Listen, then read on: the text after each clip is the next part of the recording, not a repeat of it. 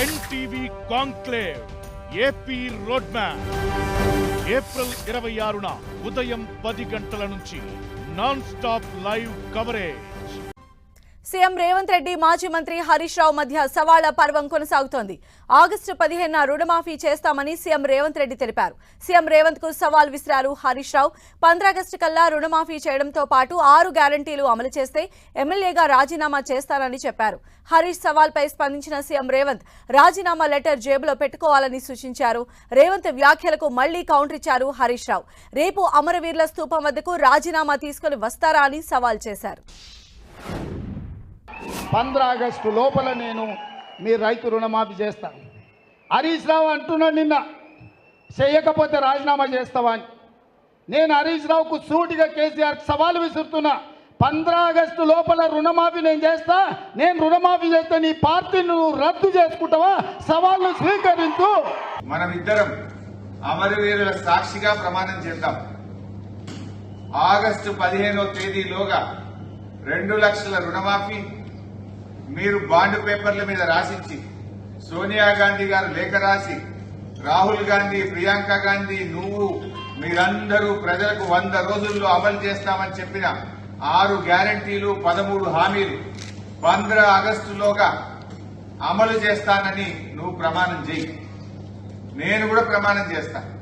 ఒకవేళ రేవంత్ రెడ్డి గారు 15 ఆగస్టులోగా 6 గ్యారంటీలు నిజంగా అమలు చేస్తే నేను ఎమ్మెల్యే పదవికి అక్కడనే రాజీనామా చేస్తాను.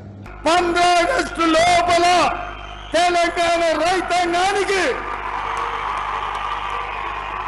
15 ఆగస్టు లోపల తెలంగాణ రైతాంగానికి 2 లక్షల రూపాయల రుణమాఫీ చేసి తీరుతా. హరీష్ రావు అన్నావు కదా సిద్దిపేటకు రాజీనామా చేస్తా అని. రాజీనామా పత్రం జేబులో పెట్టుకో. 15 ఆగస్టు నాడు నీతో మాట్లాడతా బిడ్డ. మాట మీద ఉండాలి. ఇవాళ ఆశామాసిగా సవాళ్లు స్వీకరించిన సిద్దిపేట చెప్పుడు కాదు. జేబుల రాజీనామా పత్రం పెట్టుకో. మళ్ళా మెదక్ నుంచి రేవంత్ రెడ్డికి ఛాలెంజ్ చేస్తున్నా. రేపు పొద్దున 10 గంటలకు అసెంబ్లీ ముందు అమరవీరుల స్తూపం దగ్గరికి నేను వస్తా ఉన్నా. నా రాజీనామా లేఖతో నువ్వు వస్తావా? నువ్వు రాదమ్ముంటే నువ్వు ఆగస్టు 15లోగా రుణమాఫీ చేసేది నిజమైతే, ఆగస్టు 15లోగా బాండ్ పేపర్ మీద రాసిచ్చిన 6 గ్యారంటీలు అమలు చేసే నిజమైతే రేపు గన్ పార్క్ దగ్గరికి మనమిద్దరం రాజీనామా లేఖలను మేధావుల చేతుల్లో పెడదాం. ఆగస్టు 15లోగా నువ్వు 6 గ్యారంటీలను రుణమాఫీని అమలు చేస్తే నా రాజీనామా లేఖ తీసుకుపోయి స్పీకర్ గారికి ఇస్తారు.